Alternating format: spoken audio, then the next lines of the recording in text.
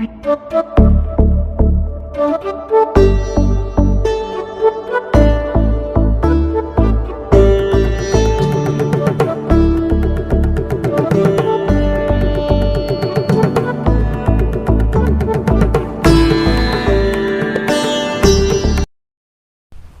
नमः। जैसा कि अभी चर्चा हो रही थी राशियों के दिग्बल के विषय में और कालबल के विषय में, तो आपको बताया गया कि कौन सी राशियां किस दिशा में बलवान होती हैं और कौन सी राशियां किस काल में बलवान होती हैं, उसका विवेचन इस वीडियो में किया जा रहा है।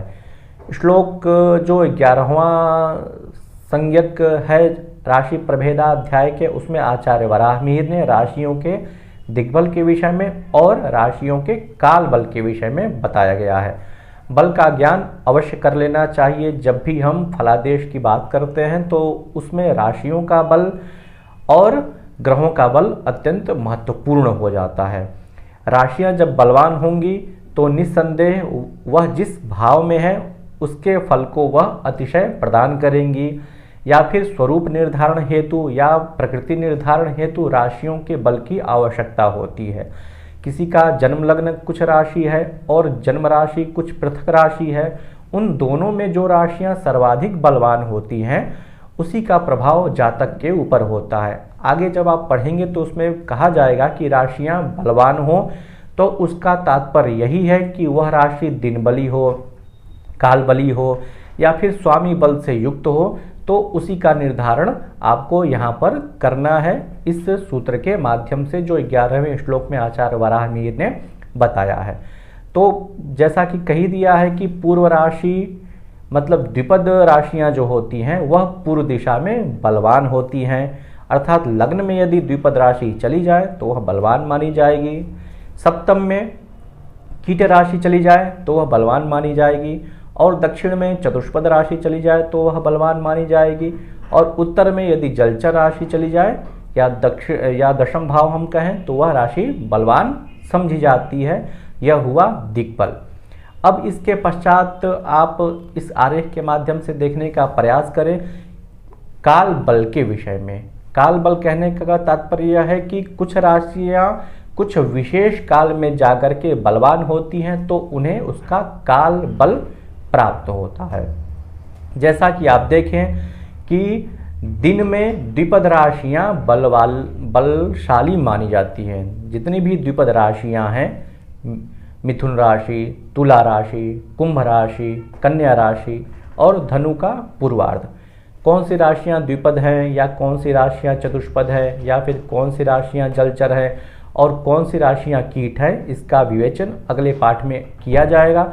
यहाँ पर सामान्यतया आप यही समझें कि द्विपद राशियां दिन में बलवान होती हैं, अर्थात मिथुन, तुला, कुंभ, कन्या और धनु राशि का पूर्वार्ध यह द्विपद राशियां होती हैं।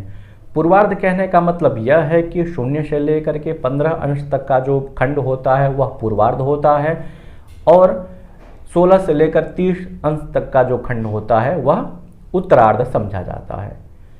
रात्रि में चतुष्पद राशियां बलवान होती हैं, मतलब मेष राशि, वृषभ राशि, धनु का उत्तरार्ध, सिंह और मकर का पूर्वार्ध, ये सभी राशियां रात्रि काल में बलवान मानी जाती हैं क्योंकि ये सभी राशियां चतुष्पद हैं। इसका विवेचन किया जाएगा। संध्या काल में कीट राशियां और जलचर राशियां बलवान होती हैं। कीट राशि मतलब कर्क राशि, वृश्चिक राशि, मकर राशि, इसका उत्तरार्ध, ये कीट राशि और जलचर राशि दोनों माने जाते हैं। कीट राशि को केवल आचार्य वराहमिहिर ने कर्क राशि को ही कहा है, किंतु इसमें कीट राशि और जलचर राशि दोनों को संध्या काल में बलवान कहा जाता है।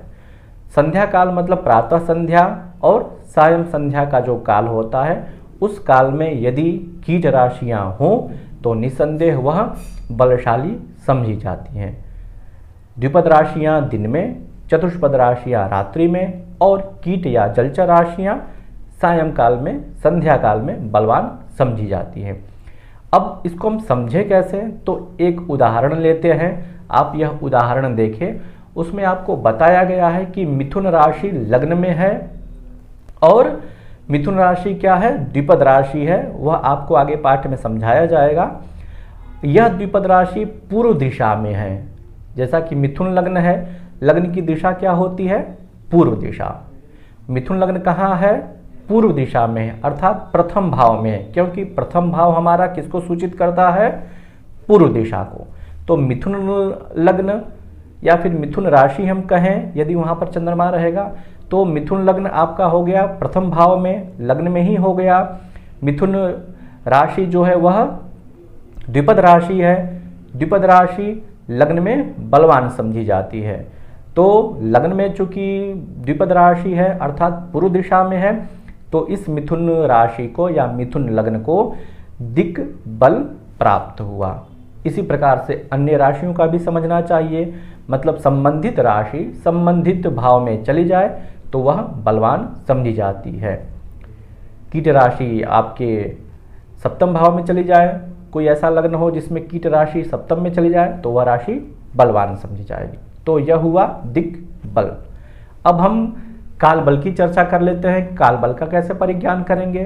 तो इस उदाहरण में काल बल को भी प्रदर्शित किया गया है। उदाहरण आप देखें, कुंभ लग्न है, जहां पर 11 लिखा हुआ है वह प्रथम भाव है, कुंभ लग्न है। कुंभ लग्न या फिर कुंभ राशि आप कहें, और ऐसा कल्पित किया गया है कि प्रातः काल का जन्म है। प्रातः काल या फिर प्रातः काल से कुछ दिन का जन्म है, क्योंकि प्रातः काल और प्रातः संध्या और सायं संध्या में कीट राशियां बलवान समझी जाती है। और लग्न कौन सा है उसका? कुंभ लग्न। कुंभ लग्न द्विपद लग्न माना जाता है, द्विपद राशि कुंभ राशि को कहा जाता है। तो कुंभ राशि लग्न में ही है, अर्थात दिन का ही जन्म है। दिन का जन्म होने के कारण, सूर्योदय के आसपास का जन्म होने के कारण उसको ऐसा समझा जाएगा कि वह राशि जो है उसको काल बल प्राप्त हो रहा है, मतलब वह राशि बलवान हो रही है, उसको काल बल मिल रहा है। जिस प्रकार से अभी दिग्बल मिला था, अब इस उदाहरण में उस राशि को, कुंभ राशि को काल बल प्राप्त हो रहा है, क्योंकि कुंभ राशि द्विपद है और द्विपद राशियां दिन में बलवान समझी जाती हैं। इसी प्रकार से चतुष्पद राशि है, यदि वह रात्रि काल का जन्म है और चतुष्पद राशि लग्न में है या फिर अन्य स्थानों पर है तो वह बलवान समझी जाएगी। तो इसी प्रकार से उदाहरणों के माध्यम से आप समझ सकते हैं और अपने पाठ्य पुस्तक जो निर्धारित किया गया है उसमें भी समझ सकते हैं। इस पाठ का कुछ प्रश्नोत्तर है, अभ्यास है, आप उसे देखें और इसके उत्तर देने का प्रयास करें।